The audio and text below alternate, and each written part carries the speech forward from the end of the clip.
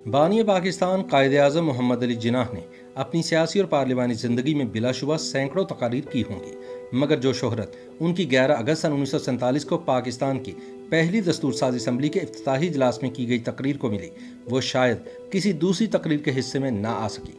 ताहम कम ही लोग जानते हैं कि उनकी खिताबत का शाहकार इस तकरीर को सेंसर करने और इसके बाद हिस्सों की अशात रुकवाने की कोशिशें की गई। मोहम्मद अली जिन्नाह रहमतुल्लाह अलैह ने अपनी इस तकरीर में दीगर बातों के अलावा नुज़ाइदा मुल्क में बसने वाले अक़लियती अवाम को तहफ़्फ़ुज़ देने का वादा किया था, और मौरख़ीन के मुताबिक बाज़ ताकतवर हलकों को इनका यही वादा गिरां गुजरा था।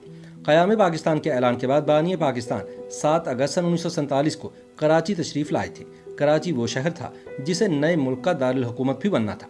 10 अगस्त 1947 को कराची में दस्तूर साज असम्बली का इफ्तिताही इजलास मुनक्किद हुआ, जिसमें लियाकत अली खान की तजवीज़ और ख्वाजा नाज़मुद्दीन की तायीद पर असम्बली के गैर मुस्लिम रुकन जोगिंदर नाथ मंडल को आर्जी तौर पर आर्जी सदर मुंतखब कर लिया गया, और इनकी तकरीर के बाद अरकान असम्बली ने अपनी असनाद रुकनीत पेश करके असम्बली के रजिस्टर पर दस्तखत किए।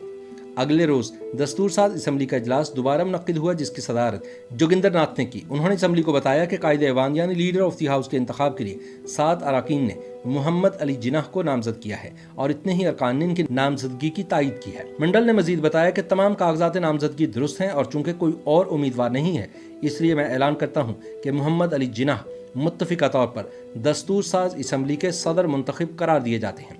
अपने इंतखाब के बाद जिन्नाह साहब ने जो खिताब किया वो हर लिहाज से बड़ी अहमियत का हामिल था। बानी पाकिस्तान के सवाननिगार हेक्टर बुलैथो ने अपनी किताब जिन्नाह क्रिएटर ऑफ पाकिस्तान में तहरीर किया है कि कायद-ए-आज़म रहमतुल्लाह अलैह का वो खुतबा जो उन्होंने 11 अगस्त 1947 को मजलिस आइन साज के सदर की हैसियत से पढ़ा, उसकी तैयारी पर उन्होंने कई घंटे सरफ किए थे।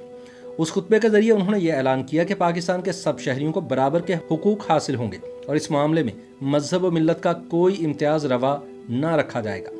हेक्टर बुलैथो आगे चलकर लिखते हैं कि कायद-ए-आज़म ने यह तकरीर अंग्रेजी जुबान में की थी, जिससे पाकिस्तान की आबादी की गालिब अक्सरियत नाआशना थी। ताहम यह तकरीर उनकी रवादारी और वुसअत नज़र की बय्यन दलील है।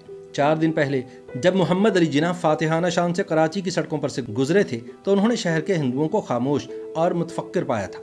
आइन साज असम्बली का खुतबा इफ्तिताहिया लिखते वक्त गालिबन यही हिंदू कायद-ए-आज़म की चश्मे तसव्वुर के सामने होंगे। बानी पाकिस्तान की ये तकरीर उनकी तकारीर के सभी मजमुओं में मौजूद है, जिनमें सरकारी तौर पर शाया करदा मजमुआ Quaid-e-Azam Muhammad Ali Jinnah speeches and statements 1947 to 48 और जिन्नाह पेपर्स के नाम सरे फहरिस्त हैं। तकारीर के इन दोनों मजमुओं के तराजिम भी शाया हो चुके हैं, और तराजिम के मजमुओं में भी मोहम्मद अली जिन्नाह रहमतुल्लाह अलैह की ये तकरीर मौजूद है। जिन्नाह साहब ने ये तकरीर ख़त्म ही की थी कि उनकी इस तकरीर के बाज़ हिस्सों को अवाम की नज़रों से ओझल रखने की कोशिशें शुरू हो गई, जिसका जिक्र जिन्नाह साहब की वफ़ात के बाद शाया होने वाली कई किताबों में मौजूद है। मगर जिन्नाह साहब ने इन कोशिशों को जिस तरह नाकाम बनाया, उसका सबसे मुफस्सल अहवाल ज़मीर नियाज़ी की किताब द प्रेस इन चेन्स में मिलता है। इस किताब का उर्दू तर्जमा अजमल कमाल ने सहाफ़त पाबंदे सलासिल के नाम से किया है। ज़मीर नियाज़ी लिखते हैं कि ये तारीखी तकरीर करके जिन्नाह साहब गवर्नमेंट हाउस रवाना हो गए, लेकिन जल्द ही कुछ खुफिया हाथ हरकत में आ गए और उन्होंने उनकी तकरीर में तहरीफ की कोशिशें शुरू कर दी। ज़मीर नियाज़ी के मुताबिक इस तकरीर में तहरीफ किए जाने का जिक्र सबसे पहले हामिद जलाल ने अपने एक मज़मून when they try to censor Quaid में किया, जो हफ्तावार व्यू पॉइंट लाहौर की 22 जनवरी सन 1981 की अशात में शामिल हुआ। हामिद जलाल के मुताबिक कायद-ए-आज़म मोहम्मद अली जिन्नाह की ये तकरीर उस सरगर्मी का हदफ बन गई जिसे प्रेस एडवाइस के सिलसिले की पहली कड़ी कहा जा सकता है, और जो पाकिस्तान की दायमी इंतजामिया की जानिब से जारी की जाती रही है। बाहर कैफ उस वक्त तक ये इंतजामिया महज एक परछाई की हैसियत रखती थी। इसके कई सरकर्दा अरकान ने तकरीर के बाज़ हिस्सों को अखबारात में शाया होने से रोकने की कोशिश की। इस काम में उन्हें उन लोगों की मदद हासिल हुई जो इसके लिए अपने इख्तियारात इस्तेमाल कर सकते थे, लेकिन इन सब की बदकिस्मती से इनकी ये कोशिश अल्ताफ़ हुसैन एडिटर डॉन के इल्म में आ गई। उन्होंने धमकी दी कि अगर इस प्रेस एडवाइस को वापस न लिया गया तो वो जिन्नाह साहब के पास चले जाएंगे। आखिरकार अल्ताफ़ हुसैन कामयाब हुए और तकरीर तहरीफ के बगैर अखबारात में शाया हुई। जब ज़मीर नियाज़ी ने इस मामले की मज़ीद तहकीक की तो ज़मीर सिद्दीकी ने उन्हें कुछ अहम बातें बताई, जिनमें से सबसे अहम बात यह थी कि जिन्नाह की 11 अगस्त की मशहूर ज़माना तकरीर इंतज़ामिया के बाज़ आला ओहदेदारों को पसंद न आई। उन्होंने चाहा कि तकरीर का एक हिस्सा अखबारात में शाया ना हो, क्योंकि उनके ख्याल में इससे दो कौमी नज़रिए की नफ़ी होती थी, जो पाकिस्तान के क़याम की बुनियाद था।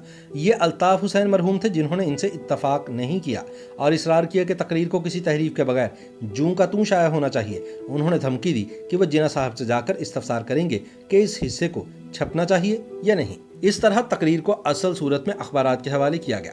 ज़मीर सिद्दीकी के तहरीरी बयान के बाद ज़मीर नियाज़ी ने अल्ताफ़ हुसैन के करीबी साथी और उस वक्त डॉन के assistant editor M A Zubairi से रब्ता किया। एम ए ज़ुबैरी ने ज़मीर नियाज़ी को इस वाक़े की मज़ीद तफसीलात एक ख़त में बयान की। उनका कहना था कि मैं 22 जनवरी सन 1981 के व्यू पॉइंट में हामिद जलाल का मज़मून पढ़ चुका हूँ, जिसकी तरफ आपने मेरी तवज्जो दिलाई है। जहाँ तक मुझे याद पड़ता है, ये वाक़या यूँ पेश आया था कि कायद ने 11 अगस्त 1947 को एक तकरीर की, जिसमें रिपोर्ट के मुताबिक उन्होंने कहा था कि आप आज़ाद हैं, आप आज़ाद हैं। उसी रोज़ शाम के वक्त एक फ़ोन आया और हिदायत की गई कि तकरीर का ये मखसूस हिस्सा शाया ना किया जाए। F.E. ब्राउन ने, जो उस वक्त एडिशन इंचार्ज थे, फ़ोन कॉल वसूल की। अल्ताफ़ हुसैन, M. आशर और मैं, हम लोग भी उस वक्त दफ्तर में मौजूद थे। तकरीर का मतन अल्ताफ़ हुसैन के सामने रखा था, जिसकी तरफ ब्राउन ने उनकी तवज्जो मबजूल कराई। अल्ताफ़ हुसैन ये जानना चाहते थे कि कौन शख्स ये इबारत हज़फ करवाना चाहता है, क्या ये जिना साहब की हिदायत हैं या ये ख्याल किसी और शख्स के जहन की पैदावार है। इत्तला के मुताबिक फ़ोन पर यह हिदायत मजीद मलिक ने पहुँचाई थी, जो उस वक्त प्रिंसिपल PRO थे। तब मुझे मजीद मलिक को तलाश करने की जिम्मेदारी सौंपी गई। आखिरकार मैंने उन्हें ढूंढ निकाला और अल्ताफ़ हुसैन का पैगाम पहुंचाया। मलिक साहब ने चौधरी मोहम्मद अली को फ़ोन किया, जो उस वक्त कैबिनेट डिवीज़न के सेक्रेटरी जनरल थे, और उन्होंने वो बात मिनो अन बता दी जो मैंने कही थी। उनसे गुफ्तगू पूरी करने के बाद मलिक साहब ने मुझसे कहा कि ये कोई एडवाइस नहीं बल्कि सिर्फ एक राय है। कायद-ए-आज़म मोहम्मद अली जिन्नाह की तकरीर को सेंसर करने का कोई सवाल नहीं, ये सवाल ही पैदा नहीं होता, और कहा कि ऐसा फैसला कौन शख्स कर सकता है। जब मैं दफ्तर वापस आया और ये सब कुछ अल्ताफ़ हुसैन को बताया तो यकीन कीजिए कि वो मेज़ पर हाथ मार मार कर हंसने लगे। जुल्फ़कार अली भुट्टो ने बाज़ रिकॉर्ड पर बताया था कि जनरल यहिया खान के वज़ीर इत्तलात जनरल शेर अली खान की हिदायत पर इस तकरीर को जला देने या रिकॉर्ड से गायब कर देने की कोशिशें की गई। बादज़ा ज़ियाउल हक़ के दौर में सन 1981 में जब प्री सेंसरशिप का ज़ाबिता नाफिज था, ये तकरीर सेंसर की नीली पेंसिल का निशाना बनी। ज़मीर नियाज़ी लिखते हैं कि लियाकत अली खान के कातलों की तरह कायद-ए-आज़म मोहम्मद अली जिन्नाह की ज़ुबानबंदी की साजिश का इर्तिकाब करने वाले लोग भी अब तक पर्दाए राज में हैं। हम नहीं जानते कि अल्ताफ़ हुसैन ने, जो अक्सर गवर्नर जनरल हाउस जाया करते थे, ये वाक़या जिन्नाह साहब से बयान किया या नहीं। एक बात अलबत्ता यकीन से कही जा सकती है, और वो ये कि गवर्नर जनरल की हैसियत से अपनी मुख्तसर ज़िंदगी में उन्होंने सहाफ़त और इजहार की आज़ादी और बुनियादी इंसानी हकूक़ के अपने अजीज़ उसूलों से कभी रूगर्दानी नहीं की। ताहम अफसोस कि आज बानी पाकिस्तान कायद-ए-आज़म मोहम्मद अली जिन्नाह रहमतुल्लाह अलैह की 11 अगस्त 1947 की तारीखी तकरीर का तहरीरी रिकॉर्ड तो मौजूद है, मगर बदकिस्मती से इसकी कोई ऑडियो या वीडियो रिकॉर्डिंग कहीं महफूज नहीं।